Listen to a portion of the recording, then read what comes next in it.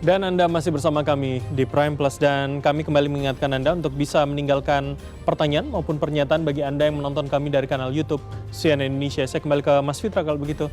Ini menarik, Mas Anu tadi bilang di terakhir segmen lalu begitu mengatakan bahwa kalau tidak dikelola dengan baik komunikasinya, gaduh publik tadi akan mengarah ke pemerintah dan itu membahayakan. Apa tanggapan Anda? Ya sepakat sih. Sebenarnya kita tidak pernah menilai publik itu gaduh ya. Biar Bang Ruth bagaimanapun itu adalah kanal aspirasi ya. Tapi apa yang tadi disampaikan di sosial media tadi kan concern dari middle class ya, ada kesehatan ya. Terus kemudian pekerjaan. Itu sebenarnya yang balik lagi ya, ada Asta Cita nih. Saya tidak bosan-bosan merefer lagi kepada Asta Cita. Di Asta Cita nomor 3 dan 4 itu kan penciptaan lapangan pekerjaan. Yang nomor 2 ya itu ketahanan ekonomi. Dan kalau kita bicara mengenai pekerjaan dan juga sumber daya manusia, itu sebenarnya derivat-derivatnya kalau kita bicara mengenai program, ada cek kesehatan gratis, MBG, sekolah rakyat. Ya sebenarnya itu menjawab tadi concern dari middle class. Tapi kami memahami bahwa memang masih jauh lah ya kalau kita bicara mengenai komunikasi, tentunya masih perlu kita usahakan lagi ya karena biar bagaimanapun middle class sepertinya belum melihat bahwa program prioritas pemerintah itu betul-betul menyentuh mereka. Tapi harus menunggu target yang Anda katakan tahun ini? Ya begini aja, kalau mau ada target kita menembak pacar ya, kan butuh waktu juga buat dia suka sama kita kan. Oke. Ya udah, pemerintah sadar juga, ini kan bagian dari kita mencoba untuk mendapatkan hati dari masyarakat. Dan itu sebenarnya ya tidak buru-buru ya, sabar saja. Ini pada akhirnya kita akan mendapatkan hati masyarakat juga. Oke, kalau misalnya bekerja dengan baik. Dan menunggu. Oke, Ya. Mas Ubed, komentar Anda sedikit. Jadi soal kesejahteraan kita masih bisa sabar, apalagi kelas menengah? Saya kira gini, ketika kesejahteraan masyarakat itu tidak disentuh secara sistemik untuk ditangani, bahkan menurut saya tidak ada kebijakan-kebijakan yang radikal, itu akan menaikkan social tension. Tensi sosial itu akan naik, dan pada titik tertentu ada pemicu, itu menimbulkan satu suasana yang lebih dinamis. Bahkan bisa melahirkan social movement yang cukup serius begitu. Karena ternyata peristiwa demi peristiwa yang terjadi di Indonesia ini meningkatkan akumulasi kemarahan publik.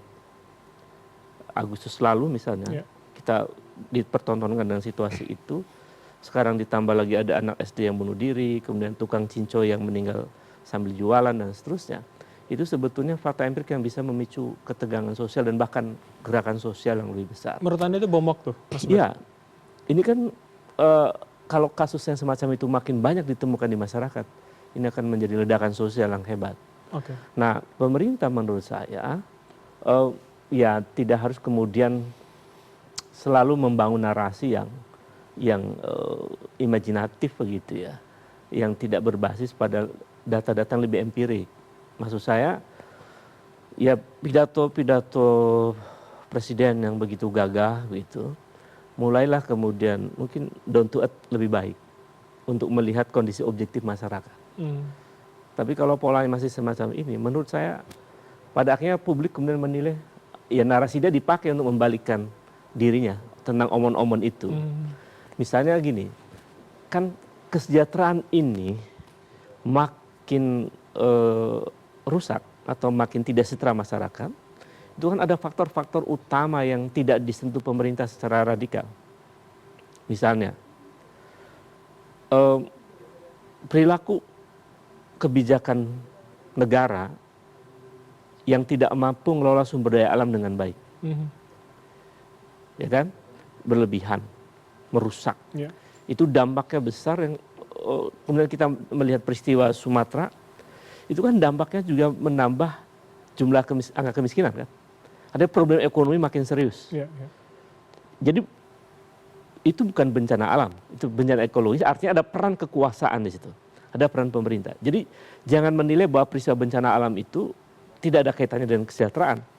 Makin banyak bencana alam yang terjadi di Indonesia, makin tidak sejahtera masyarakat. Dan apa yang menyebabkan bencana alam terjadi? Karena ulah kekuasaan yang tidak mampu mengatur pengelolaan sumber daya alam dengan baik. Yang kedua, faktor mendasar yang tidak disentuh juga adalah soal korupsi. Bayangkan 1.600 triliun proyek strategis nasional dikorupsi 510 triliun. Ini saya ungkap karena ini penting. Itu angka yang besar. ketika 510 triliun itu justru dikorupsi, ini kan artinya distribusi ekonomi juga kemudian tidak tersebar. Dan itu dengan ketika baik. tidak tertangani dengan komunikasi yang baik menurut Iya. Anda akan jadi bom waktu. Dan itu akan membuat publik juga marah dengan pemerintah. Jadi kalau ingin membangun kesejahteraan ini ada faktor-faktor radikal yang dibenahi, termasuk penegakan hukum dan lain-lain. Saya kira itu, Mas. Oke, menarik.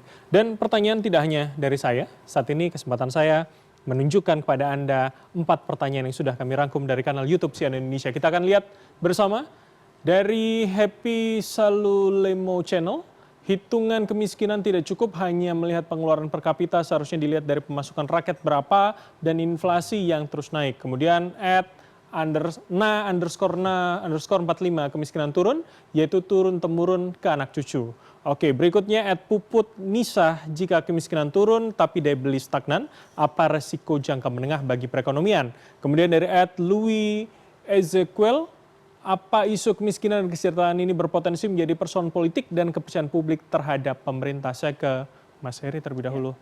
Apa komentar Anda, terutama soal ini, Mas? Daya beli stagnan, resiko jangka menengahnya apa bagi perekonomian? Ya, jadi daya beli ini kan mencerminkan semua, ya, semua masyarakat ya, dari yang di bawah garis kemiskinan maupun sampai yang high income. Nah, daya beli stagnan ini kan artinya apa? Artinya pertumbuhan ekonomi kita ini juga nanti berpotensi juga bisa stagnan. Tumbuhnya di 5%-an terus. Kenapa? Karena kan daya beli ini kan salah satu penyumbang utama untuk pertumbuhan ekonomi ya. 55% lebih disumbang oleh konsumsi masyarakat. Nah, kalau itu stagnan, maka pertumbuhan ekonomi kita juga akan terjebak di 5%-an. Sehingga kita akan semakin sulit untuk keluar dari middle income country. Nah, ini yang risiko jangka panjangnya seperti itu. Nah, ini yang dirasakan oleh masyarakat. Tadi juga gambaran dari cuitan netizen bahwa memang daya beli mereka ini kan diukur dari pendapatan real salah satunya ya. Pendapatan realnya itu mereka merasakan tidak ada kenaikan karena meskipun ada kenaikan secara nominal, tetapi harga-harga kebutuhan utama juga naik. Nah, ini kan artinya daya beli mereka ya segitu-gitu aja. Mereka tidak ruang untuk meningkatkan konsumsi untuk kebutuhan untuk kategori produk-produk yang selain sandang pangan papan itu juga mereka cukup melihat hal itu gitu. Artinya resiko jangka panjangnya kita akan sulit untuk keluar dari 5%-an ya pertumbuhan ekonomi kita. Baik, kalau kemudian menanggapi pertanyaan nomor 1 harusnya dilihat dari pemasukan rakyat berapa dan inflasi yang terus naik. Artinya seberapa ideal itu juga menjadikan ukuran? Ya, BPS kan sudah punya metode ya untuk menghitung kemiskinan. Salah satunya ya betul tadi ya pengeluaran per kapita, tapi juga pemasukan masyarakat ini kan juga kalau dilihat pemasukan masyarakat ini gapnya malah lebih parah lagi gitu, karena ada pemasukan yang mungkin 1 bulan 100 juta sama yang di bawah 1 juta, ini kan gapnya lebih parah lagi. Nah, yang dilihat seberapa besar kemampuan masyarakat itu melakukan konsumsi. Baik. Nah, itu yang memang relatif lebih fair untuk diukur lah seperti itu. Karena kalau misalnya pemasukan ya kan dia bisa melakukan katakanlah investasi atau pengeluaran-pengeluaran yang lainnya. Ini yang juga perlu lihat ya. Jadi inflasi naik terus juga. Ini salah satu yang harus menjadi sorotan. Karena kalau lihat inflasi umum mungkin angkanya terus terkendali. Tapi inflasi yang dari kategori barang pangan, produk pangan ini kan yang andilnya paling besar. Nah, inilah yang dirasakan oleh masyarakat secara langsung sebetulnya. Oke, baik.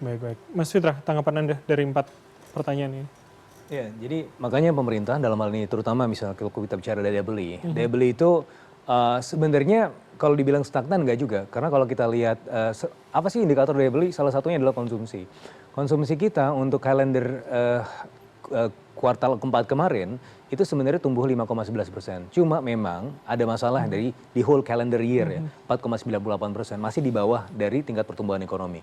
Nah, makanya pemerintah menyadari ini ya, bahwa kita tidak bisa fokus kepada demand driven growth. Artinya apa? Konsumsi itu, consumption is a fraction of income. Income itu dapat dari mana? Income itu kan dapatnya dari industri. Nah, ketika industri mengkerut, sebagaimana sekarang sumbangan kita dari industri terhadap GDP 18 atau 19%, turun dari sebelumnya di tahun 2000 awal 26%, berarti kita mengalami deindustrialisasi.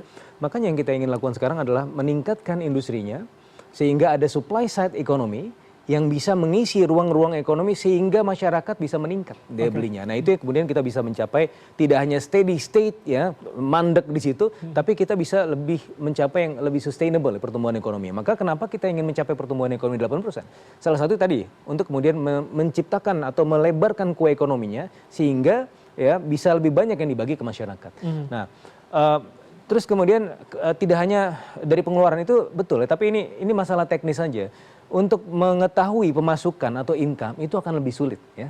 Dari sisi statistik ya, dari BPS untuk metodenya itu pengambilan datanya itu akan lebih sulit. Ya, misalnya kalau ditanya income-nya, meskipun ada data ya, ada data Susenas, Kernas, kita bisa juga mendapatkan terutama dari sisi income, tapi itu mahal datanya. Maka yang bisa diperbandingkan ya antar waktu itu selalu dari sisi pengeluaran. Pendapatan lebih sulit.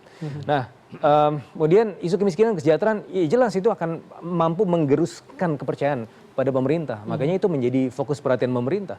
Maka dalam pidato-pidatonya Presiden kan selalu mengedepankan yang penting masyarakatnya sejahtera. Nah, itu aspek kemakmuran. Dan ini adalah turunan dari trilogi pembangunan. Kita tidak hanya berbicara mengenai pertumbuhan, tapi di sini pertumbuhan yang juga ada pemerataannya dan juga ada stabilitas. Nah, ini yang sempat disampaikan oleh Pak Sumitro di zaman dulu ya, bapaknya Pak Prabowo, dan sekarang sudah di derivatnya adalah ya Astacita itu. Bagaimana Prabowonomics itu mencoba untuk menjadi dan menjadi implementer dari trilogi pembangunan tadi. Oke, menarik.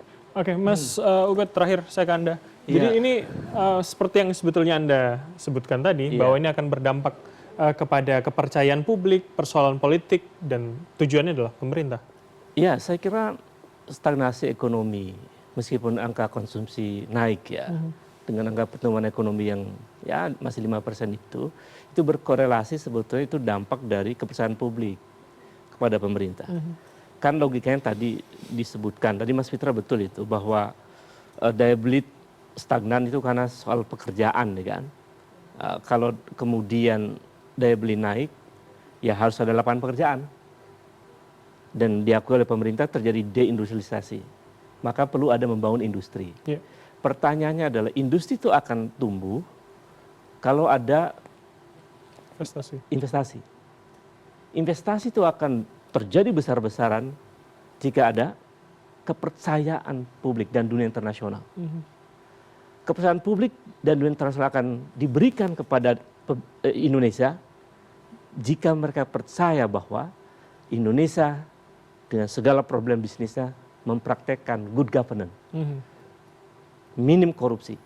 Jadi sepanjang good governance tidak berjalan dengan baik, kemudian korupsi masih merajalela, sepanjang itu pula sulit kita membangun industri yang sehat. Dan kondisi kita hari ini? Itu yang terjadi. Oke. Jadi pemerintah perlu melakukan langkah radikal untuk itu. Baik. Kalau tidak, ya kita akan mengalami situasi yang sama. Oke, ada efek domino dan berantai di situ ya. Betul. Baik, kami akan melanjutkan usai jeda dan tetaplah bersama kami di Prime Plus.